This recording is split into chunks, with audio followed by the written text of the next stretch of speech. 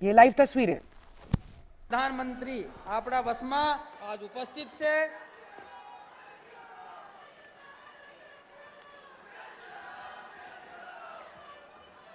बही जावो हाव बही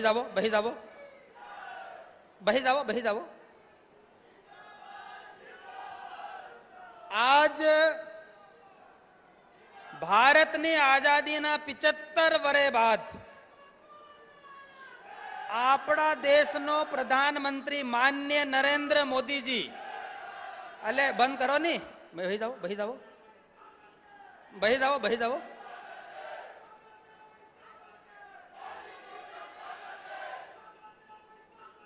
मैं कृपया मंच से ये निवेदन कर रहा हूं, आप बैठिए, आगे की शुरुआत करते हैं कार्यक्रम की। आप बैठिए प्लीज।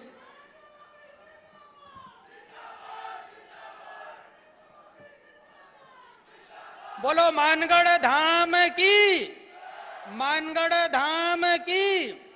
मैं तमुन पहल को कह दूं कि भारत ने आजादी ना 75 साल बाद मानगढ़ ने माटी पर जो 1500 भील शहीद थया, देश ने आजादी ना 75 सालों बाद इतिहास में तिहुन जगह नहीं मिली। यो पहली बार है वो ऐतिहासिक क्षण आवी गयो जब इना भारत ना भीलों ना बलिदान नी जो गाथा हती त्या माननीय मोदी जी ना संज्ञान में हती। अनेकों वारी पीने इना प्रयास कर्या। जो ऐतिहासिक क्षण और पल हमने आवी गयो से और इना कार्यक्रम ने अगल बढ़ावा हारू हूँ माननीय अर्जुन रामजी मेघवाल, मैं आपसे निवेदन करता हूं कि आप यहां पर आएं और वे स्वागत भाषण की जो बातें हैं वे हम सबको बताएंगे। अर्जुन रामजी मेघवाल केंद्रीय संस्कृति एवं संसदीय कार्य राज्य मंत्री है, आपका स्वागत है। बोलिए मानगढ़ धाम की, गोविंद गुरु की।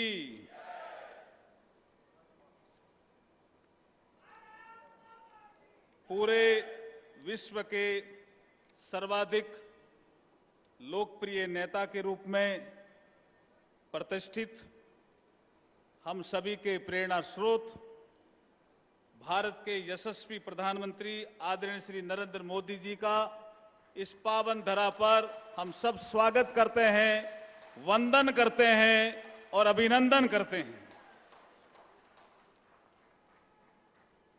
इस सभा में उपस्थित आदरणीय श्री मंगू भाई पटेल साहब, माननीय राज्यपाल मध्य प्रदेश के माननीय मुख्यमंत्री आदरणीय श्री शिवराज सिंह जी चौहान साहब, राजस्थान के माननीय मुख्यमंत्री आदरणीय श्री अशोक गहलोत जी, गुजरात के माननीय मुख्यमंत्री आदरणीय श्री भूपेंद्र भाई पटेल जी, मंच पर विराजमान बेणेश्वर धाम के महंत संत श्री अच्युतानंद जी महाराज, मानगढ़ धाम धूणी के महंत श्री रामचंद्र जी महाराज और शिवगंगा झाबुआ के संस्थापक पद्मश्री आदरणीय श्री महेश जी शर्मा, बांसवाड़ा डूंगरपुर के माननीय सांसद श्री कनकमल जी कटारा, दाहोद लोकसभा के माननीय सांसद श्री जसवंत सिंह भामोर, केंद्रीय मंत्री परिषद के मेरे सदस्य श्री फगन सिंह जी कुलस्ते साहब, सभा में उपस्थित आदरणीय और सम्मान्य सभी संतगण, राजस्थान और गुजरात सरकार के माननीय मंत्रीगण, सांसद, विधायक और वरिष्ठ अधिकारीगण एवं इस सभा में उपस्थित राजस्थान, गुजरात और मध्य प्रदेश से आए हुए देवतुल्य आदिवासी भील समाज के माताओं, बहनों, बंधुओं, नौजवानों, भाइयों और पत्रकार साथियों, ये हमारे लिए बहुत ही ऐतिहासिक क्षण है कि आदरणीय नरेंद्र मोदी जी आज इस भूमि को वंदन करने के लिए आए हैं, इस भूमि को प्रणाम करने के लिए आए हैं। गोविंद गुरु की जो तपस्या थी, उनका जो त्याग और बलिदान था, 1500 से अधिक आदिवासी भाइयों का यहां जो बलिदान हुआ था, उसको वंदन करने आए हैं। हम प्रधानमंत्री जी आपका बहुत बहुत स्वागत करते हैं और अभिनंदन करते हैं। 17 नवंबर 1913 गोविंद गुरु के नेतृत्व में कुछ इतिहासकार कहते हैं कि 1,10,000 भील समाज के लोग इकट्ठे हुए थे हवन के लिए। कुछ इतिहासकार कहते हैं कि 1,40,000 लोग इकट्ठे हुए थे। और अंग्रेजों ने कहा कि अकाल पड़ गया तो क्या हुआ, लगान दीजिए। उन्होंने कहा हम लगान नहीं देंगे। ये अपने किस्म का एक सिविल डिसओबीडियंस जैसा एक आंदोलन था 1913। अंग्रेजों ने 7 कंपनियां लगाई। एक पहाड़ी पे अंग्रेज थे, दूसरी पहाड़ी पे गोविंद गुरु के नेतृत्व में पूर्णिमा के दिन हवन करने के लिए लोग इकट्ठे हुए थे, अपने गुरु की श्रद्धा के लिए।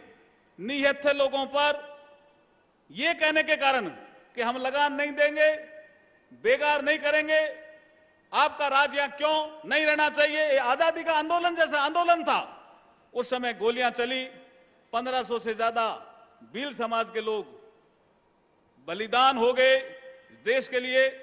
ये शुभ अवसर है हमारे लिए नमन करने का इस माटी का, और आप सब पधारे हो इसलिए आपको भी नमन करने का शुभ अवसर है।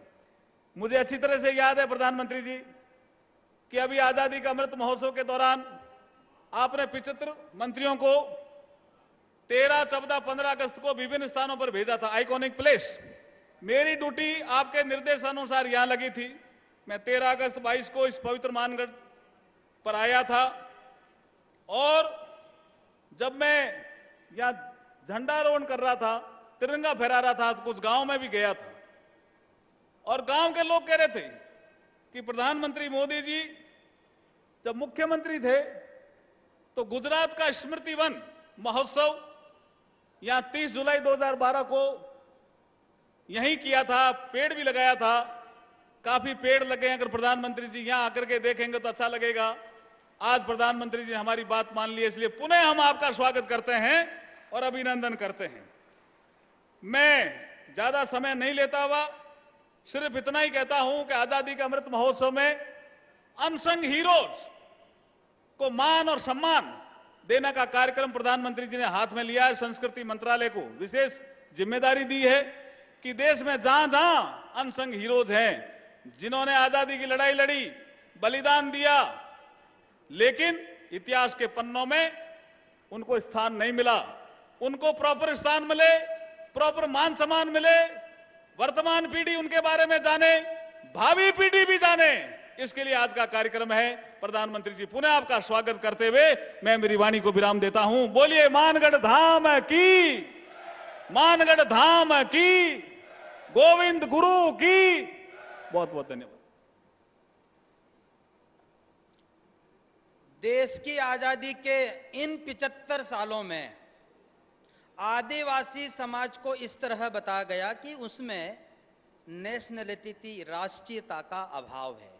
उनकी लड़ाई सिर्फ जल जंगल जमीन की लड़ाई थी, परंतु पहली बार मानगढ़ की धरती पर आकर हम सबको उस गौरवशाली क्षण का एहसास हो रहा है। और उन सबको कराने में मैंने पहले कहा था, माननीय नरेंद्र मोदी जी को इस बात का संज्ञान शुरू से रहा है। वे पहले भी यहां आते रहे हैं और उनके प्रयासों से आज हम सब एक जाजम पर जाति मत पंथ संप्रदाय से ऊपर उठकर मानगढ़ के पूर्वजों को उस माटी की धूलि वंदना करने के लिए हम सबके बीच में उपस्थित है। इसी कड़ी में मैं माननीय महेश जी शर्मा से निवेदन करता हूं कि वे अपना वक्तव्य रखेंगे। महेश जी।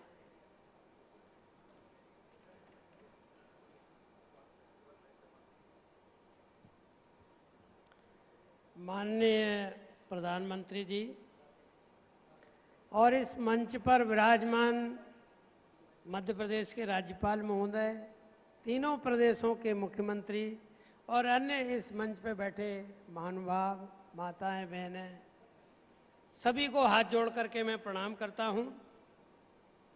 और आप सबके बीच में मैं एक अपने वो बात बतलाता हूं कि माननीय प्रधानमंत्री जब यहाँ पर आप सबके बीच में हैं, तो मैं आज भी मुझे इस बात का आश्चर्य है कि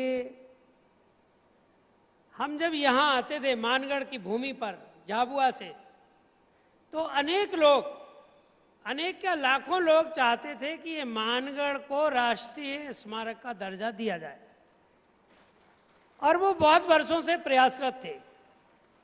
तो हम शिवगंगा के कुछ कार्यकर्ता इकट्ठे हुए और उन्होंने कहा कि हम प्रधानमंत्री जी को ये बात कहें, अनुसूचित जनजाति आयोग को कहें, किसको कहें। तो हम सब लोगों ने कहा कि प्रधानमंत्री जी बार बार ये कहते रहते हैं कि मैं सीधे मिल सकता हूं। तो हमने उस बात को ध्यान में रख के चलिए देखते हैं, सीधे ही मिलने की बात करते हैं। तो एक चिट्ठी लिख दी, और मैं आश्चर्य करता हूं आज भी कि मुझे उत्तर आया कि आप मिलने आ जाओ। माने सामान्य नागरिक, जिसमें ये तीनों हमारे प्रदेश के मुख्यमंत्री महोदय बैठे हुए हैं, ये कहीं बुलाएं तो आते हैं प्रधानमंत्री। सामान्य नागरिक को विश्वास ही नहीं है, उनकी बात पे विश्वास नहीं करते। और हमने चिट्ठी लिखी और आपने हमको मिलने बुलाया, और इतने व्यस्त समय में जब राष्ट्रपति जी का उस दिन चुनाव की घोषणा हो रही थी, चुनाव की घोषणा नहीं, परिणाम की घोषणा, हम बैठे बात करें, तो उन्होंने पूछा आप क्या चाहते हो, क्या चाहते हो। मैंने कहा कि मध्य प्रदेश, राजस्थान और गुजरात, इसमें इस समय लगभग 3 करोड़ अनुसूचित जनजाति भील समाज रहता है, और आजादी के इतिहास में जितने आंदोलन चले उसमें इतना स्पष्ट अंग्रेजों को ललकारते हुए कोई आंदोलन नहीं चला। और वहां पर 1500 भीलों के बलिदान की, 1507 भीलों के बलिदान की बात अनेक प्रमाणों में निकलती है। तो माननीय प्रधानमंत्री जी ने क्या कहा कि जब मैं यहाँ मुख्यमंत्री था तब तो मैंने इसे शुरू किया था, और ये इतिहास गवाह है कि माननीय नरेंद्र मोदी जी 2012 में यहाँ आकर के वो विजय स्तंभ बनाया था, उधर का, इधर दूसरा है, उधर गुजरात तरफ, और थोड़ी सी पीड़ा भी व्यक्त की, और बोले मैं आऊँगा। तो मुझे लगा कि आपके बीच में और मेरे बीच में कितना अंतर है, मुझे कैसे पता लगेगा। तो बोले मेरी जवाबदारी। और उस दिन से लेके आज तक मुझे हर बार सूचना मिली, आप आओ, मैं आ रहा हूं। कोई विश्वास ही नहीं कर रहा था, करने लायक बात भी नहीं थी। लेकिन मानगढ़ के प्रति उनके हृदय की जो भावना थी वो शायद हमारे बहाने हुई, हमारे बहाने। माननीय प्रधानमंत्री जी का जनजाति समाज के प्रति, उसके गौरव के प्रति पूरा संज्ञान है, पूरी बात वो जानते हैं। फिर भी उनकी उपस्थिति में पूरी देश और दुनिया के सामने इस मानगढ़ की भूमि का जो इतिहास है, और हम सब लोगों को जो याद रखने का है कि बड़ी बात को छोटे में है तो मैंने लिख लिया है, शायद 2-3 मिनट का है, मैं पढ़ के भी सुना दूंगा। और वो ऐसी बात पूरी दुनिया समझे कि भारत में 1857 में अंग्रेजों ने इतना दुर्दांत अत्याचार किया कि 26 साल के अंदर पूरे भारत में लगभग आज़ादी का आंदोलन सुसुप्तावस्था में पहुंच गया था। और वो 26 साल बाद 1882-83 का जो सन आया, इसी मानगढ़ की भूमि पर भील इकट्ठे हुए, और वहाँ उन्होंने जो संप सभा गठित की, उसमें जिस तरह की बातें लिखी वो तो यहाँ अनेक लोगों को पता है। मैं कहना ये चाहता हूँ कि 1883 में इस मानगढ़ की भूमि पर खुलेआम अंग्रेजों की रणनीति को समझकर, अंग्रेज क्या करते थे कि वो पीछे रहते थे और यहाँ के राजाओं पे दबाव डाल के प्रजा पर अत्याचार कराते थे। तो गोविंद गुरु ने सारे लोगों से मिलकर के कहा कि हमें दुश्मन को समझना है, और उन्होंने दुश्मन को तो अपशब्द ही बोलना चाहिए। तो उन्होंने उसको, सारे लोग जब अंग्रेज, ब्रिटिशर्स और पता नहीं क्या क्या महिमा मंडन करते थे, तब जब पूरा भयाक्रांत था वातावरण, तब उस समय इस मानगढ़ की पहाड़ी पर उन्होंने कहा नहीं मानू रे नहीं मानू, भूरेटिया नहीं मानू रे नहीं मानू। अरे अंग्रेजों, तुम्हारे शासन को और तुम्हारी तोप तलवारों को हम नहीं मानेंगे, नहीं मानेंगे। हमारा राज्य अहमदाबाद में भी है और हमारी गादी दिल्ली में भी है। इस तरह का उद्घोष हुआ। पूरे देश में अनेक लोग गुलामी स्वीकार कर रहे थे। जनजाति समाज, इतिहास गवाह है कि उसने कहीं भी पूरे भारत में गुलामी को स्वीकार नहीं किया और अपने स्तर पर निहत्ते रह करके सशस्त्र सेना के साथ और सत्य और साहित्य के साथ संघर्ष किया। हम जब यहाँ पर विचार करते हैं कि इस पहाड़ी के ऊपर हजारों लाखों लोग, ये इतिहास की बात है कि यहाँ हजारों लोग थे कि लाखों लोग थे, ये मायने नहीं रखता। मायने ये रखता है कि ये भूमि आजादी के लिए सामूहिक बलिदान की भूमि बनी। एक बड़ा समूह जब 1 महीने पहले, जब मैं ये बोलता हूँ कि 1 महीने पहले, तो ये डॉक्यूमेंट उठा करके देख लीजिए। 1 महीने पहले जब बोल रहे थे लोग, तब गांव-गांव से आकर के लोग इकट्ठे हुए और देश की आज़ादी के लिए बलिदान हुए। मेरा समय पूरा हुआ, सभी को मैं प्रणाम करता हूं। आज हम इस ऐतिहासिक क्षण में अपने आप को गौरवान्वित करते हैं और माननीय प्रधानमंत्री जी यहाँ आए, उनका बहुत बहुत आभार व्यक्त करते हैं। धन्यवाद।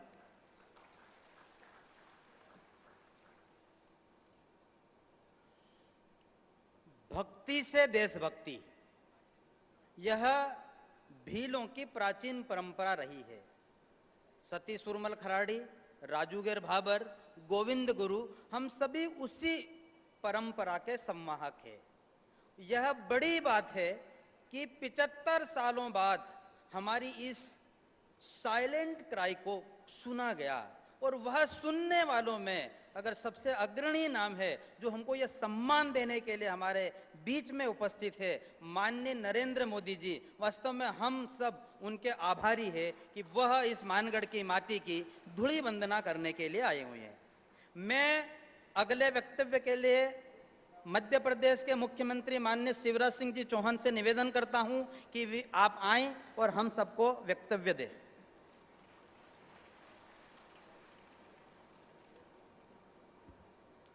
बोलिए भारत माता की जय। जरा ऐसी होनी चाहिए कि दिल्ली तक जाए। भारत माता की, मानगढ़ धाम की, गोविंद गुरु की, बिरसा भगवान की, टंट्या मामा की, मानगढ़ के बलिदानियों की। हमारे प्रिय प्रधानमंत्री, जिनसे हम सब प्रेरणा प्राप्त करते हैं, आज मानगढ़ की धरती को प्रणाम करने आए हैं। आदरणीय श्रीमान नरेंद्र मोदी जी, हमारे मध्य प्रदेश के राज्यपाल आदरणीय श्रीमान मंगू भाई पटेल जी, राजस्थान के मुख्यमंत्री श्री अशोक गहलोत जी, गुजरात के मुख्यमंत्री श्री भूपेंद्र पटेल जी, आदरणीय अर्जुन मेघवाल जी, आदरणीय महेश शर्मा जी, मंचासीन सभी अतिथिगण, संतगण और मानगढ़ के इस पवित्र धाम में पधारे हुए बहनों और भाइयों, आप सबको प्रणाम करता हूं, आप सबको नमस्कार करता हूं। हमारे देश को आजादी अंग्रेजों ने चांदी की तस्तरी में रख के भेंट नहीं की। हजारों क्रांतिकारी हंसते हंसते फांसी के फंदों पे चढ़े थे। कई ने अपनी जिंदगी अंडमान और निकोबार के जेलों में गुजार दी थी और कई ऐसे थे जिन्होंने अपने खून की बूंद से मानगढ़ और भारत भूमि को पवित्र किया था, रंगा था, तब जाके ये देश स्वतंत्र हुआ था, आजाद हुआ था। लेकिन आजादी के बाद आजादी की लड़ाई का सही इतिहास सचमुच में नहीं पढ़ाया गया और कई शहीद ऐसे थे जिनका बलिदान सामने नहीं आ पाया। और मानगढ़ में जो कुछ हुआ, मैं इसलिए नहीं बताना चाहता कि महेश जी ने विस्तार से आपको बताया है, लेकिन अपनी धर्म, अपनी संस्कृति और अंग्रेजों को चेतावते हुए गोविंद गुरु जी के नेतृत्व में भूरटिया नहीं माने रे, नहीं माने रे, अंग्रेजों की चुनौती को स्वीकार किया और 1507 से ज्यादा भील भाई और बहनों ने यह बलिदान किया। सचमुच में बलिदान की भूमि है। मैं प्रणाम इसलिए करना चाहता हूं आदरणीय नरेंद्र मोदी जी को कि आजादी के वो क्रांतिकारी जिनका नाम सामने नहीं आ पाया, उनके बलिदान स्थल पर अगर स्मारक बनाने का फैसला किया तो हमारे प्रिय प्रधानमंत्री श्रीमान नरेंद्र मोदी जी ने किया। पूजे न गए शहीद तो फिर ये मंत्र कौन अपनाएगा? तोपों के मुंह से कौन कर छातियां अपनी अड़ाएगा? चूमेगा फंदे कौन, गोलियां कौन बख्श पे खाएगा? अपने हाथों अपने मस्तक फिर आगे कौन बढ़ाएगा? पूजे न गए शहीद तो फिर ये बीज कहां से आएगा? धरती को मां कहकर माटी माथे से कौन लगाएगा? और शहीदों के पूजन की ये परंपरा फिर से प्रारंभ की है हमारे प्रधानमंत्री जी ने। यहाँ की मानगढ़ की अमर गाथा, जहाँ 1507 से ज्यादा भील भाई और बहनों ने बलिदान दिया, आज सचमुच में वो जहां भी होंगे उनको लगता होगा कि हमारा बलिदान याद किया जा रहा है। मध्य प्रदेश की धरती पर भी, चाहे वो हमारे टंट्या मामा हो, चाहे भीमा नायक हो, रघुनाथ शाह हो, शंकर शाह हो, ऐसे आजादी के जो हमारे दीवाने जनजाति नायक थे, उनके भी स्मारक बनाने का काम किया है। इस पवित्र धरती को मैं मध्य प्रदेश की 8.5 करोड़ जनता की ओर से प्रणाम करता हूं। कल से ही मध्य प्रदेश से आने का यहाँ तांता लगा हुआ था। रात में ही सारे लोग आ गए थे इस मानगढ़ धाम को प्रणाम करने, और जब वो यहाँ से जाएं तो मैं इतना ही कहना चाहता हूं कि यहाँ की पवित्र माटी का तिलक लगा के जाएं और यहाँ की माटी अपने साथ ले जाएं, ताकि बाकी ग्रामवासियों का भी तिलक करो, इस माटी से तिलक करो। ये धरती है बलिदान की। और कभी किसी ने जो कहा था कि आजादी के लिए जिन्हें सबने उछावर कर दिया उनको कोई याद नहीं करेगा, लेकिन आज नरेंद्र मोदी जी भारत के प्रधानमंत्री है। अब शहीदों की चिताओं पर लगेंगे हर वर्ष मेले, वतन पर मरने वालों का यही बाकी निशा होगा। वो हमेशा पूजे जाएंगे, वो स्मरण किए जाएंगे, वो याद किए जाएंगे। चाहे गुजरात की पवित्र धरती हो जहाँ स्मारक बना, चाहे मध्य प्रदेश की धरती हो, और चाहे राजस्थान की धरती हो, और चाहे देश की धरती हो, अपने जनजाति भाई और बहन जो स्वाभिमान के साथ जीते, सच्चे देशभक्त हैं, उनके लिए अनेकों कल्याणकारी काम भी। सबसे बड़ी बात यह है कि जनजाति गौरव दिवस 15 नवंबर को पूरे देश में मनाने का फैसला किया तो प्रधानमंत्री श्रीमान नरेंद्र मोदी जी ने किया, और पिछले साल धूमधाम से मनाया। इस साल भी तैयारियां जारी है, और मध्य प्रदेश में उसी अवसर पर हम पैसा एक्ट भी अपने जनजाति भाई और बहनों के कल्याण के लिए लागू कर रहे हैं। एक बार फिर मानगढ़ की पवित्र धरा को प्रणाम करते हुए और प्रधानमंत्री जी का इसलिए अभिनंदन करते हुए कि उन्होंने अमर शहीदों के प्रति देश की श्रद्धांजलि अर्पित की और हमें भी अर्पित करने का अवसर दिया। मैं अपनी बात समाप्त करता हूं। बोलिए मानगढ़ धाम की, भारत माता की, गोविंद गुरु की, बिरसा भगवान की, टंटा मामा की। बहुत बहुत धन्यवाद। सच में भील भारत का राष्ट्रीय गौरव है। अंग्रेजों की नरसंसता और भीलों की शौर्य गाथा, उसकी साक्षी यह मानगढ़ की पहाड़ी, यहाँ की माटी, यहाँ का कण कण पवित्र है। आज हम सब उस धरती पर बैठे हुए हैं। अगली कड़ी में मैं गुजरात के मुख्यमंत्री माननीय श्री भूपेंद्र भाई पटेल को आमंत्रित करता हूँ, वे आएं और हम सबको अपना वक्तव्य दें।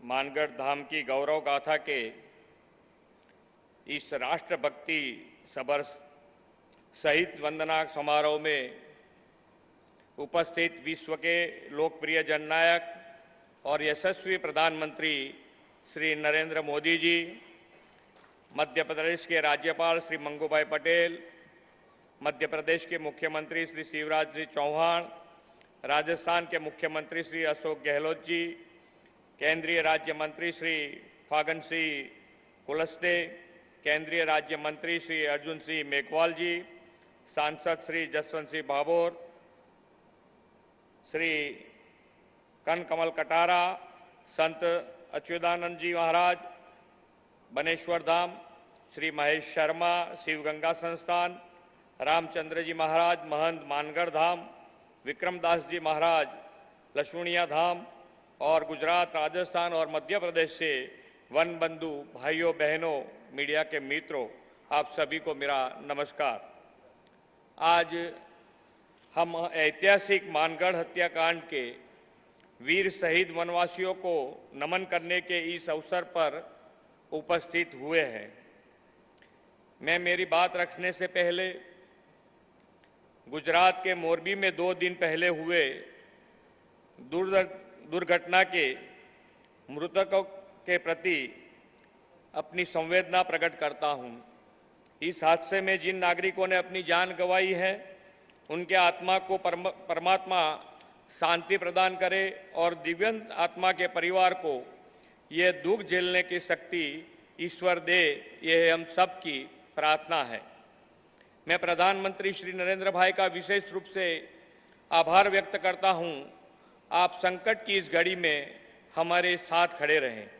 इतना ही नहीं, एनडीआरएफ, आर्मी, नेवी और एयरफोर्स की सहायता भी अपने तत्काल उपलब्ध करवाई।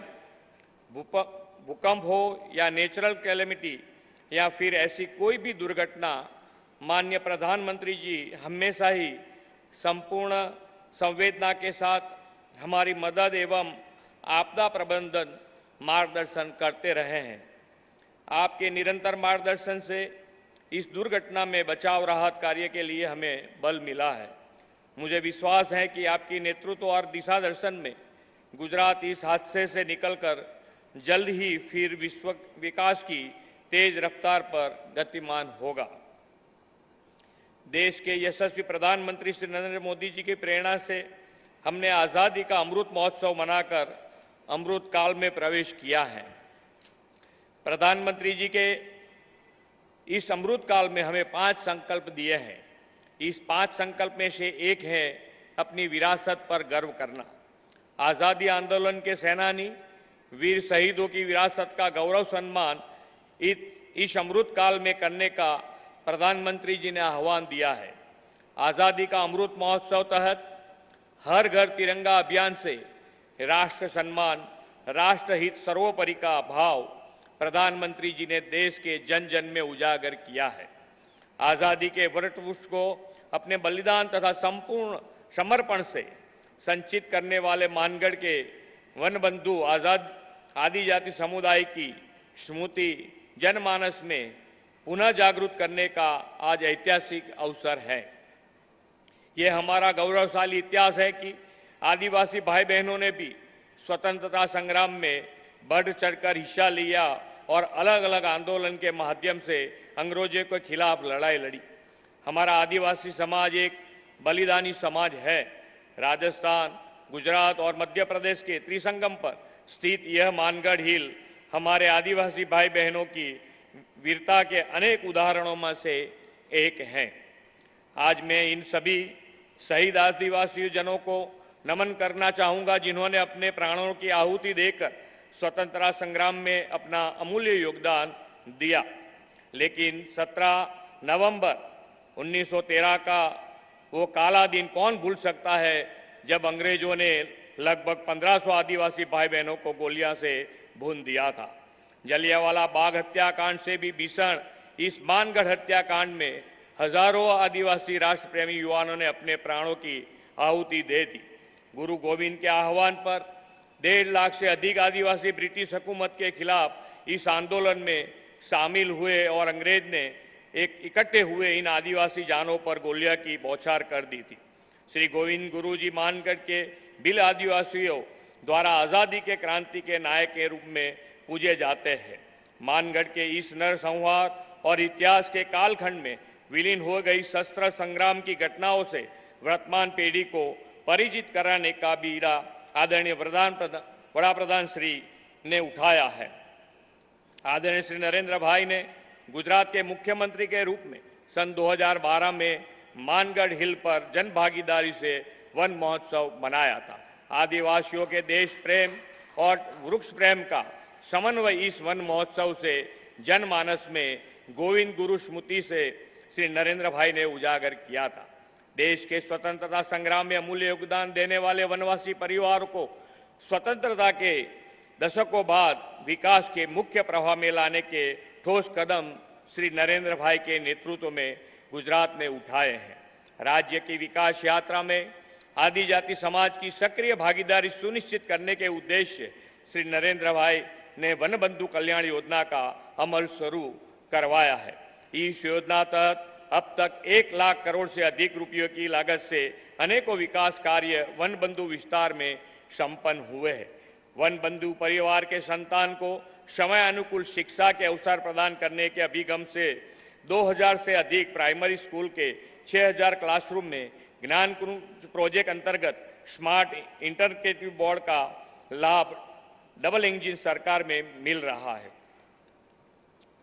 आदिजाति युवाओं को मेडिकल एजुकेशन अपने ही विस्तार में प्राप्त करने के लिए वलसाड़, दाहोद, गोधरा में मेडिकल कॉलेज कार्यान्वित किए गए हैं। इतना ही नहीं, मानगढ़ क्रांति के महानायक गोविंद गुरु का नाम जोड़कर गोविंद गुरु यूनिवर्सिटी भी उच्च शिक्षा के लिए स्थापित की है। आदरणीय प्रधानमंत्री श्री नरेंद्र भाई ने आज़ादी की जंग में आदिवासी वन बंधु समुदाय के अप्रतिम योगदान, साहस और शौर्य को विश्व समक्ष उजागर करने का यह अनमोल राष्ट्र गौरव अवसर हमें मानगढ़ धाम की गौरव गाथा के माध्यम से दिया है। इस गौरव अवसर के लिए आदरणीय प्रधानमंत्री जी का वनवासी समुदाय की तरफ से आभार प्रकट करते हुए मैं अपनी बात पूर्ण करता हूँ। मानगढ़ धाम की जय, भारत माता की जय, वंदे मातरम, जय जय गरवी गुजरात। इतिहास साक्षी है, जब जब भी भारत की एकता अखंडता का उसके लिए बलिदान होने का अवसर आया, आदिवासी समाज ने कभी पीठ नहीं दिखाई। आप राणा पुंजा की बात कर लो, अभी हम जिन बातों कर रहे ऐसे सैकड़ों महापुरुषों की बात कर लो, पर इन 75 साल में हमको इतिहास में वो सम्मान और स्थान नहीं मिला। हमको लेखकों ने, इतिहासकारों ने अलग अलग शब्दों से नवाजा, परंतु आज वह फिर से पुनः ऐतिहासिक पल और दिन हम सबके सामने उपस्थित है, जब हम सबको हमारे महापुरुषों की गौरव गाथा और उनकी बलिदान की माटी की वंदना करने का मौका मिल रहा है। इसी कड़ी में मैं आगे राजस्थान के मुख्यमंत्री माननीय श्री अशोक जी गहलोत साहब से निवेदन करता हूं कि आप आएं और अपना वक्तव्य हम सबको दें।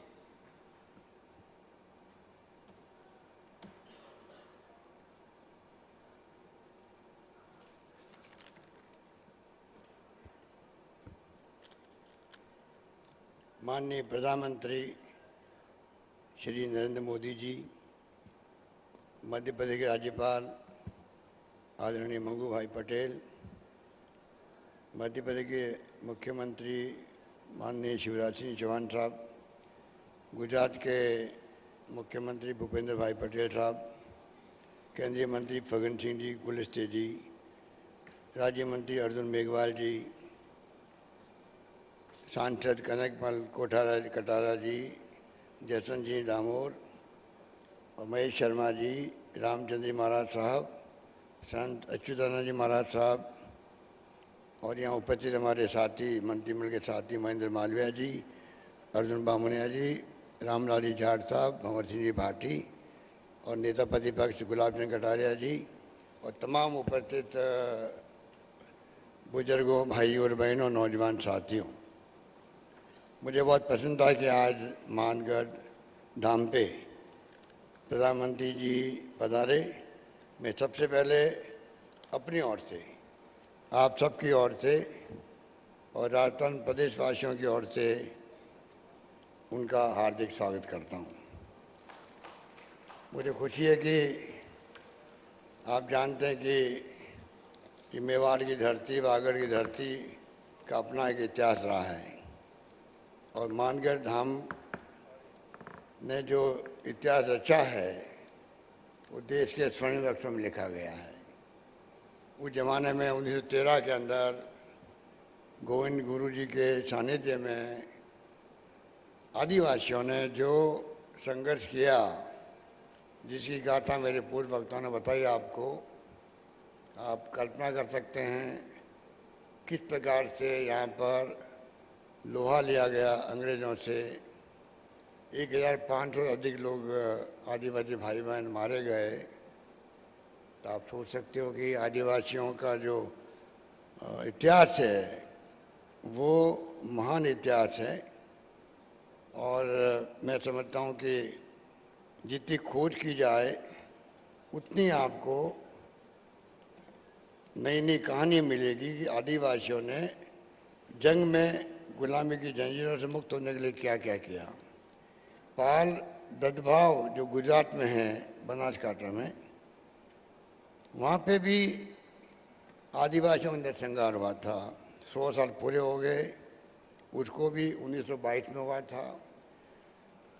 तो मेरे ख्याल से जहाँ जहाँ आदिवासी रहते हैं, चाहे बिरसा मुंडा की बात करें, हर जगह आदिवासियों का आज़ादी की जंग में बहुत बड़ा योगदान था। और मुझे खुशी है कि आज वागड़ की धरती पर आए हैं, मेवाड़ की धरती में महाराणा प्रताप का शौर्य पराक्रम देश और दुनिया में उसकी पहचान है।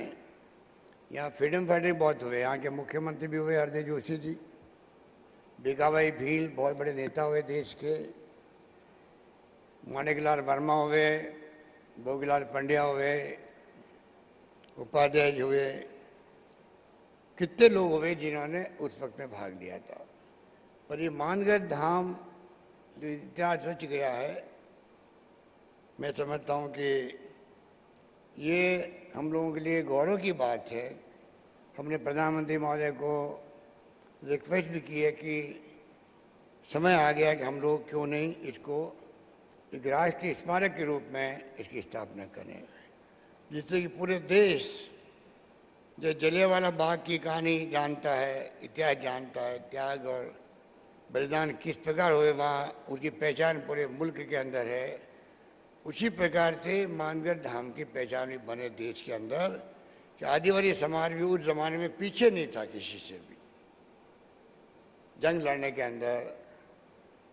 और जिस प्रकार महात्मा गांधी के सानिध्य में जंग लड़ी गई, आज भी इतिहास गवाह है किस प्रकार से त्याग बलिदान कुर्बानियाँ हुई थी। लोग जेलों में बंद रहे थे।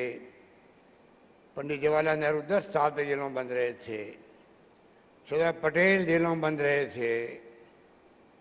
मौलाना आज़ाद थे। डॉक्टर अम्बेडकर साहब ने संविधान बना दिया। आज देश उस पर खड़ा है, चल रहा है।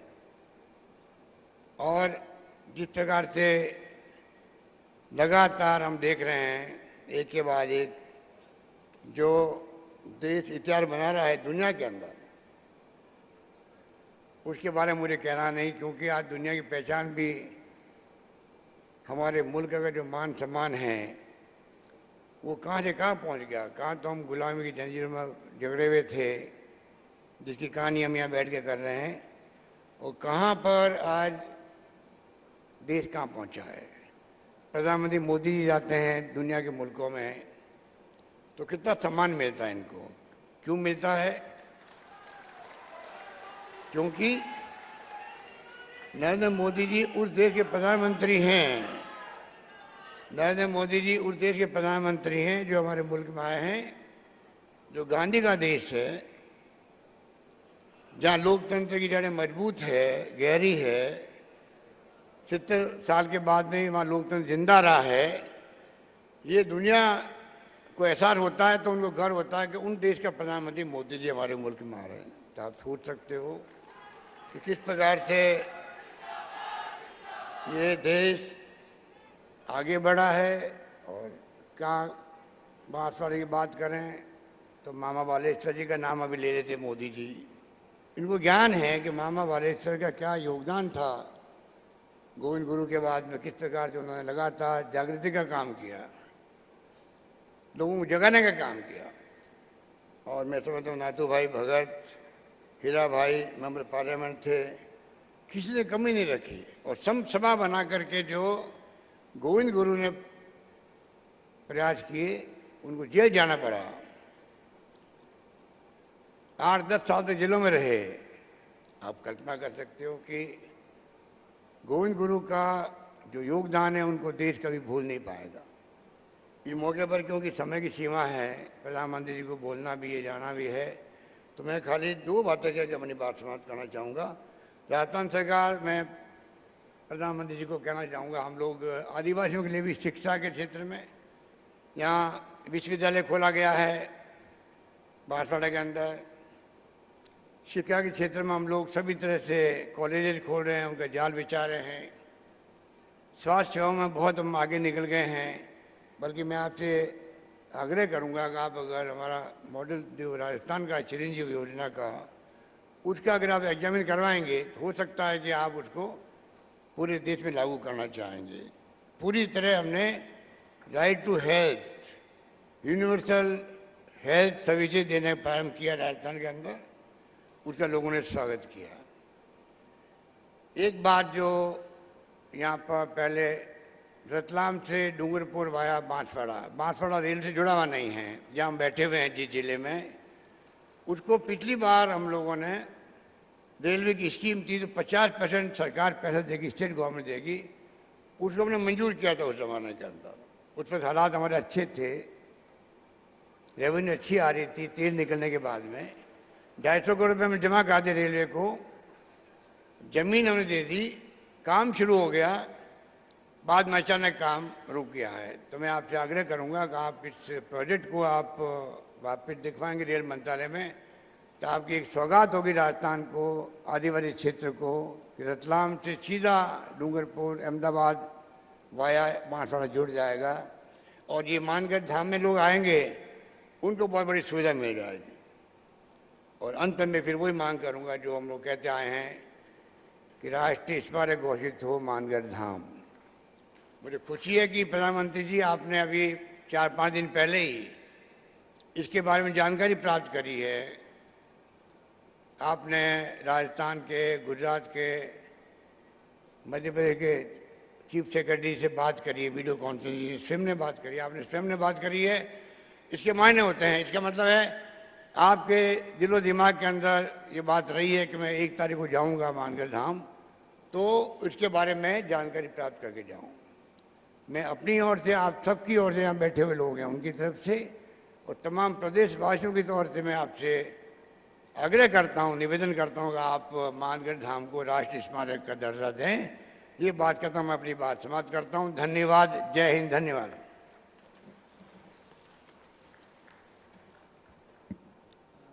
गोविंद गुरु जी के ऊपर एक 5 मिनट की मूवी बनी हुई है, मैं उनसे आग्रह करता हूं कि वे उसको चलाना है, शुरू करें।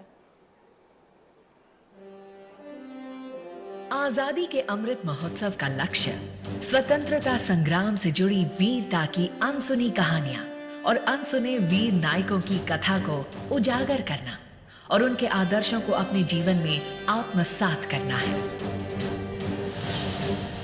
ये शौर्य गाथा देश में सदियों से घुले मिले कई जनजातियों में से प्रमुख भील जनजाति और उनके बीच स्वराज का बीज बोने वाले और उन्हें नई पहचान दिलाने वाले महानायक गोविंद गुरु की है।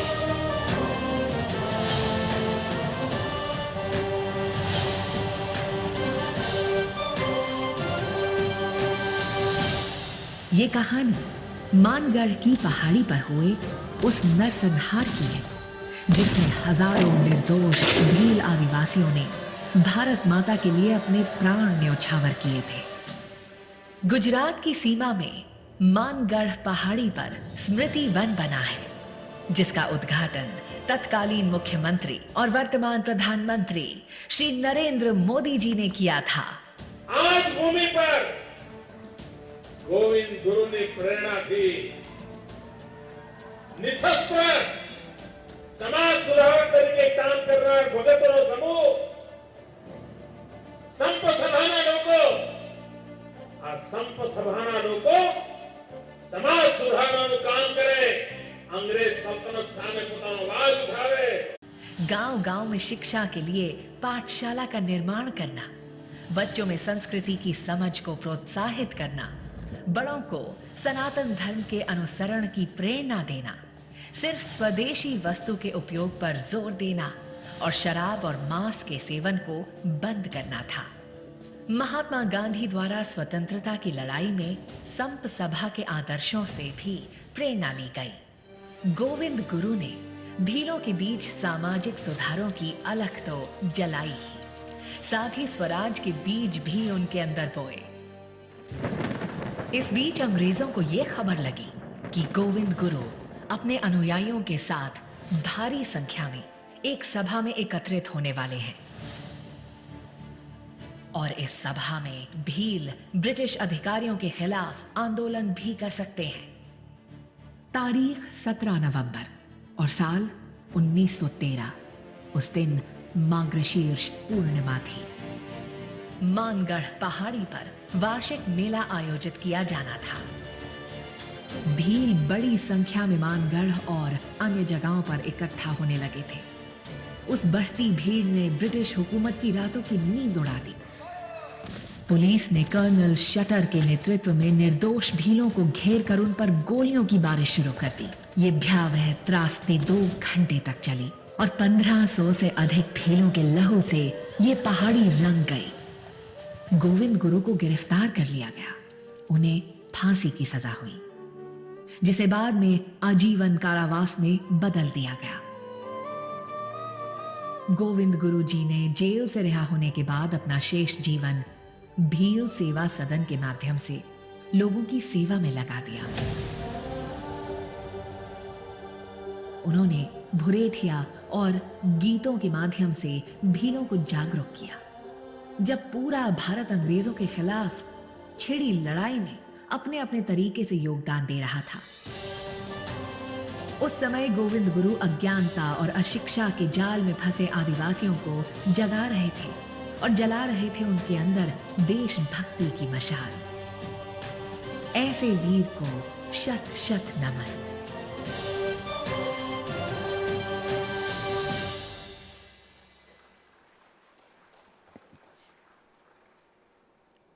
सच में भारत आजाद होने के इन 75 सालों में उसके पहले का या अभी का जो इतिहास लिखा गया है, ये ठीक वैसा है। शेरों का इतिहास शिकारियों ने लिखा है। पहली बार ऐसा होने जा रहा है जब शेरों का इतिहास शेर लिखेंगे।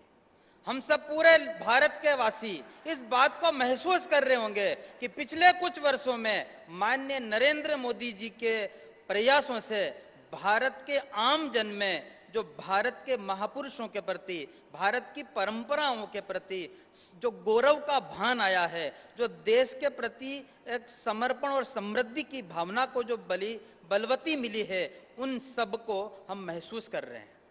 हम भारत का जनजाति समाज भी सैकड़ों वर्षों से यह राह देख रहे थे, कोई तो आएगा जो हमारी इस बलिदानी परंपरा को मान देगा, जो हमारी इस बलिदानी की माटी की वंदना करेगा, इस धूलि को नमन करेगा। आज वो सुअवसर आया है और अनेकों प्रकार से नया इतिहास रचने का काम आज हम सब की साक्षी में उपस्थिति में भारत के प्रधानमंत्री माननीय नरेंद्र मोदी जी हम सब के बीच में उपस्थित है। हम सब बहुत ही उत्सुक और उमंग से भरे हुए हैं उस पल के जिसमें हम सब लोग अभी आपकी बात सुनेंगे। मैं भारत के प्रधानमंत्री माननीय नरेंद्र मोदी जी से आह्वान करता हूं कि वे हम सबको आशीर्वाद दे, मार्गदर्शन दे।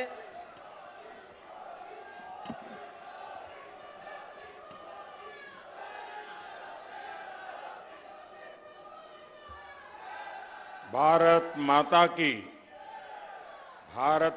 की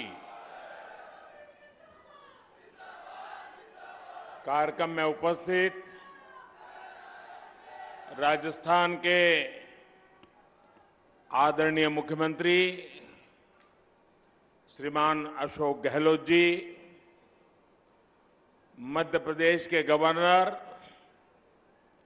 और आदिवासी समाज के बहुत बड़े नेता श्री मंगूभाई पटेल, गुजरात के मुख्यमंत्री श्री भूपेंद्र भाई पटेल, मध्य प्रदेश के मुख्यमंत्री श्रीमान शिवराज सिंह जी चौहान, मंत्री परिषद के मेरे सहयोगी श्री फग्गन सिंह कुलस्ते जी, श्री अर्जुन मेघवाल जी, विभिन्न संगठनों के प्रमुख व्यक्तित्व, सांसदगण, विधायकगण और मेरे पुराने मित्र, आदिवासी समाज की सेवा में जिन्होंने अपना जीवन समर्पित किया है, ऐसे भाई महेश जी और विशाल संख्या में पधारे आए दूर सुदूर से मानगढ़ धाम आए हुए मेरे प्यारे आदिवासी भाई और बहनों,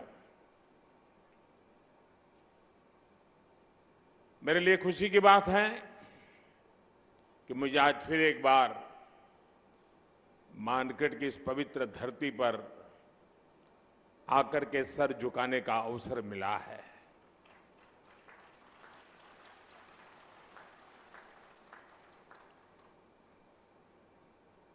मुख्यमंत्री के नाते अशोक जी और हम साथ साथ काम करते रहे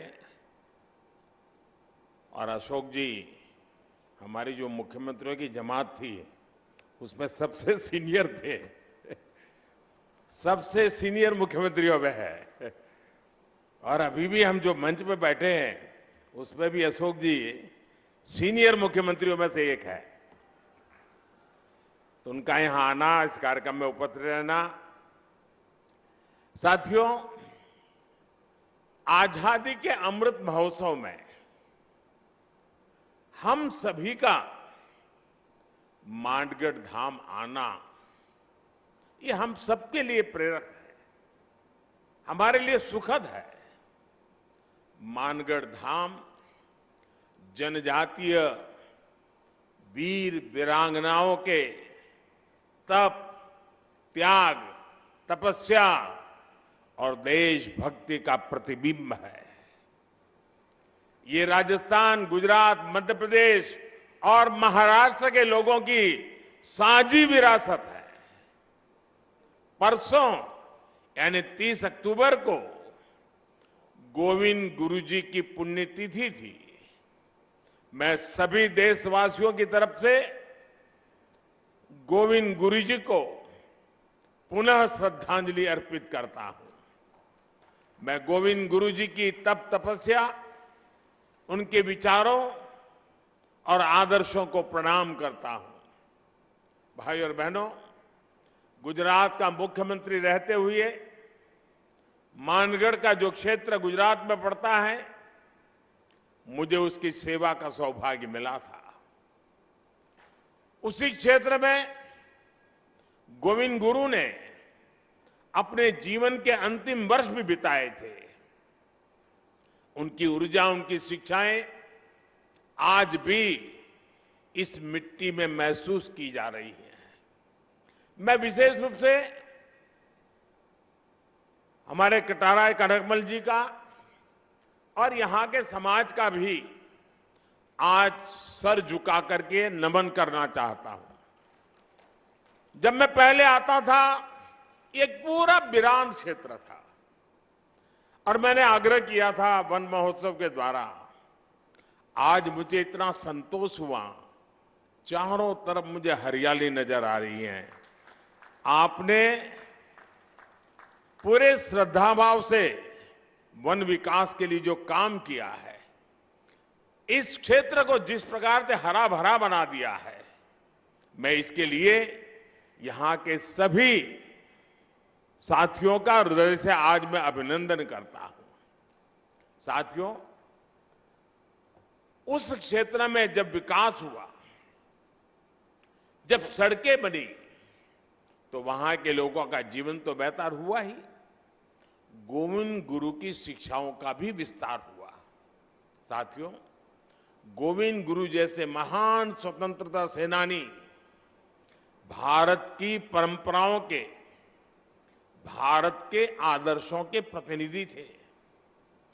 वो किसी रियासत के राजा नहीं थे, लेकिन फिर भी वो लाखों लाखों आदिवासियों के नायक थे।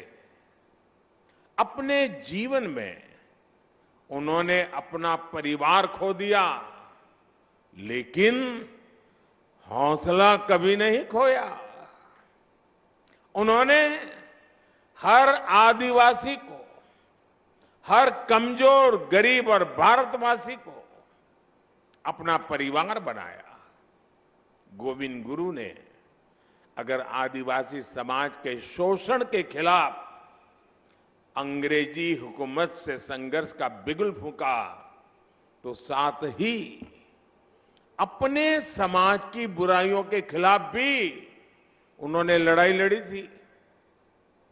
वो एक समाज सुधारक भी थे, वो एक आध्यात्मिक गुरु भी थे, वो एक संत भी थे, वो एक लोक नेता भी थे।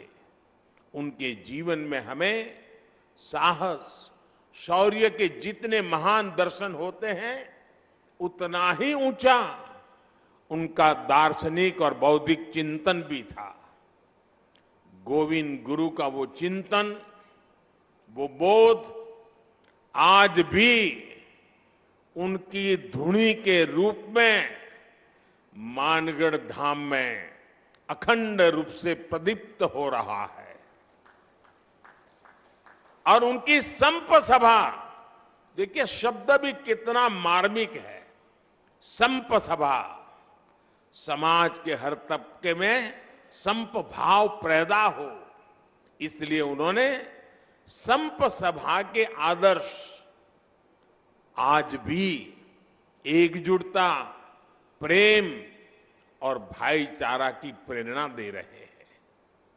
उनके भगत अनुयायी आज भी भारत की आध्यात्मिकता को आगे बढ़ा रहे हैं।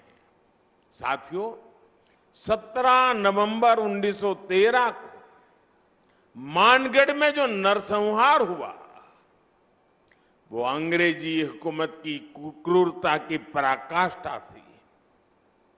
एक और आजादी में निष्ठा रखने वाले भोले भाले आदिवासी भाई बहन, तो दूसरी ओर दुनिया को गुलाम बनाने की सोच मानगढ़ की इस पहाड़ी पर अंग्रेजी हुकूमत ने 1,500 से ज्यादा युवाओं, बुजुर्गों, महिलाओं को घेर करके उन्हें मौत के घाट उतार दिया।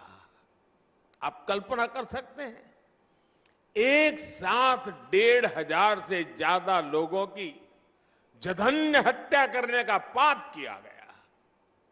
दुर्भाग्य से आदिवासी समाज के इस संघर्ष और बलिदान को आजादी के बाद लिखे गए इतिहास में जो जगह मिलनी चाहिए थी, वो नहीं मिली। आजादी के अमृत महोत्सव में आज देश उस कमी को पूरा कर रहा है। आज देश उस दशकों पहले की भूल को सुधार रहा है। साथियों, भारत का अतीत, भारत का इतिहास, भारत का वर्तमान और भारत का भविष्य आदिवासी समाज के बिना पूरा नहीं होता। हमारी आजादी की लड़ाई का भी पग पग इतिहास का पन्ना पन्ना आदिवासी वीरता से भरा पड़ा है। 1857 की क्रांति से भी पहले विदेशी हुकूमत के खिलाफ आदिवासी समाज ने संग्राम का बिगुल फूंका था। 1780, आप सोचिए 1857 से भी पहले 1780 में संथाल में तिलका मांझी के नेतृत्व में दामिन सत्याग्रह लड़ा गया था, दामिन संग्राम लड़ा गया था। 1830-32 में बुद्धू भगत के नेतृत्व में देश लड़का आंदोलन का गवाह बना। 1855 में आजादी की यही ज्वाला सिद्धू कान्हा क्रांति के रूप में जल उठी। इसी तरह भगवान बिरसा मुंडा ने लाखों आदिवासियों में क्रांति की ज्वाला प्रज्वलित की। वो बहुत कम आयु में चले गए, लेकिन उनकी ऊर्जा, उनकी देशभक्ति और उनका हौसला ताना भगत आंदोलन जैसी क्रांतियों का आधार बना।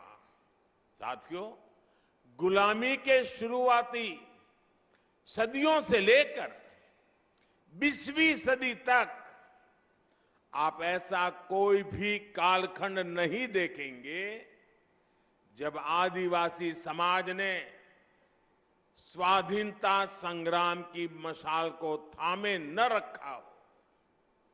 आंध्र प्रदेश में अल्लूरी सीताराम राजू गारू के नेतृत्व में आदिवासी समाज ने रंपा क्रांति को एक नई धार दे दी थी। और राजस्थान की ये धरती तो उससे भी बहुत पहले ही आदिवासी समाज की देशभक्ति की गवाह रही है। इसी धरती पर हमारे आदिवासी भाई बहन महाराणा प्रताप के साथ उनकी ताकत बनकर के खड़े हुए थे। साथियों, हम आदिवासी समाज के बलिदानों के ऋणी हैं, हम उनके योगदान के ऋणी हैं। इस समाज के, इसने प्रकृति से लेकर पर्यावरण तक, संस्कृति से लेकर परंपराओं तक भारत के चरित्र को सहेजा और संजोया है। आज समय है कि देश इस ऋण के लिए, इस योगदान के लिए आदिवासी समाज की सेवा कर उनका धन्यवाद करे। बीते 8 वर्षों से यही भावना हमारे प्रयासों को ऊर्जा देती रही है। आज से कुछ दिन बाद ही 15 नवंबर को भगवान बिरसा मुंडा की जयंती पर देश जनजातीय गौरव दिवस मनाएगा। आदिवासी समाज के अतीत और इतिहास को जन जन तक पहुंचाने के लिए आज देश भर में आदिवासी स्वतंत्रता सेनानियों को समर्पित विशेष म्यूजियम बनाए जा रहे हैं। जिस भव्य विरासत से हमारी पीढ़ियां वंचित रह रही थी, वो अब उनके चिंतन का, उनकी सोच का और उनकी प्रेरणाओं का हिस्सा बनेगी। भाइयों बहनों, देश में आदिवासी समाज का विस्तार और उसकी भूमिका इतनी बड़ी है कि हमें उसके लिए समर्पित भाव से काम करने की जरूरत है। राजस्थान और गुजरात से लेकर पूर्वोत्तर और ओडिशा तक विविधता से भरे आदिवासी समाज की सेवा के लिए आज देश स्पष्ट नीतियों के साथ काम कर रहा है। वन बंधु कल्याण योजना के जरिए आज जनजातीय आबादी को पानी, बिजली, शिक्षा, स्वास्थ्य और रोजगार के अवसरों से जोड़ा जा रहा है। आज देश में वन क्षेत्र भी बढ़ रहे हैं, वन संपदा भी सुरक्षित की जा रही है और साथ ही आदिवासी क्षेत्र डिजिटल इंडिया से भी जुड़ रहे हैं। पारंपरिक कौशल के साथ साथ आदिवासी युवाओं को आधुनिक शिक्षा के भी अवसर मिले, इसके लिए एकलव्य आदिवासी विद्यालय भी खोले जा रहे हैं। यहां इस कार्यक्रम के बाद मैं जामुगोड़ा जा रहा हूं, जहां गोविंद गुरुजी के नाम पर बनी यूनिवर्सिटी के भव्य प्रशासनिक कैंपस का लोकार्पण करूंगा। साथियों, आज आपके बीच आया हूं तो एक और बात भी मेरा बताने का मन करता है। आपने देखा होगा कल शाम ही मुझे अहमदाबाद से उदयपुर ब्रॉडगेज लाइन पर चलने वाली ट्रेन को हरी झंडी दिखाने का अवसर मिला है। 300 किलोमीटर लंबी इस रेल लाइन का ब्रॉडगेज में बदलना राजस्थान के हमारे भाई और बहनों के लिए भी बहुत महत्वपूर्ण है। इस परिवर्तन से राजस्थान के अनेक आदिवासी क्षेत्र गुजरात के आदिवासी क्षेत्रों से जुड़ जाएंगे। इस नई रेल लाइन से राजस्थान के टूरिज्म को भी बड़ा लाभ होगा, यहां के औद्योगिक विकास में भी मदद मिलेगी। इससे युवाओं को रोजगार की भी नई संभावनाएं बढ़ेगी। साथियों, अभी यहां मानगढ़ धाम के संपूर्ण विकास की चर्चा भी हुई है। मानगढ़ धाम के भव्य विस्तार की प्रबल इच्छा हम सभी में है। इसके लिए राजस्थान, गुजरात, मध्य प्रदेश और महाराष्ट्र को मिलकर काम करने की आवश्यकता है। मेरे यहां चारों राज्य और सरकारों से आग्रह है कि इस दिशा में विस्तृत चर्चा करें, एक रोड मैप तैयार करें, ताकि गोविंद गुरु जी का स्मृति स्थल भी पूरे विश्व में अपनी पहचान बनाए। मुझे विश्वास है मानगढ़ धाम का विकास इस क्षेत्र को नई पीढ़ी के लिए प्रेरणा का एक जागृत स्थल बनाएगा। और मैं ये विश्वास दिलाता हूं, क्योंकि कई दिनों से हमारी चर्चा चल रही है, जितना जल्दी, जितना ज्यादा क्षेत्र हम निर्धारित करेंगे, तो फिर सब मिलकर के और भारत सरकार के नेतृत्व में हम इसको और अधिक विकास कर सकते हैं। इसको कोई राष्ट्रीय स्मारक कह सकता है, कोई संकलित व्यवस्था कह सकता है, नाम तो कोई भी दे देंगे, लेकिन भारत सरकार और इन 4 राज्यों के जनजातीय समाज का सीधा संबंध है। इन चारों राज्यों ने और भारत सरकार ने मिलकर के इसको और नई ऊंचाइयों पर ले जाना है। उस दिशा में भारत सरकार पूरी तरह कमिटेड है। मैं फिर एक बार आप सबको बहुत बहुत शुभकामनाएं देता हूं। गोविंद गुरु के श्री चरणों में प्रणाम करता हूं। उनकी धुनी से मिली हुई प्रेरणा से आदिवासी समाज के कल्याण का संकल्प लेकर के हम सभी निकले, यही मेरी आप सबसे प्रार्थना है। बहुत बहुत धन्यवाद।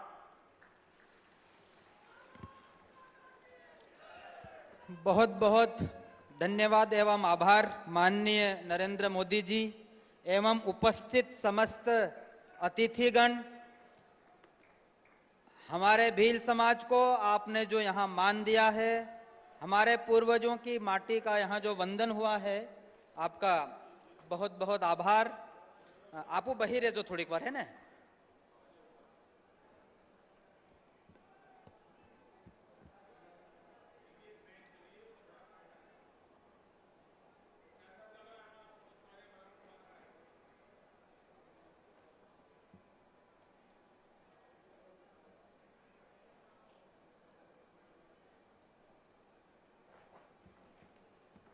मानगढ़ धाम की।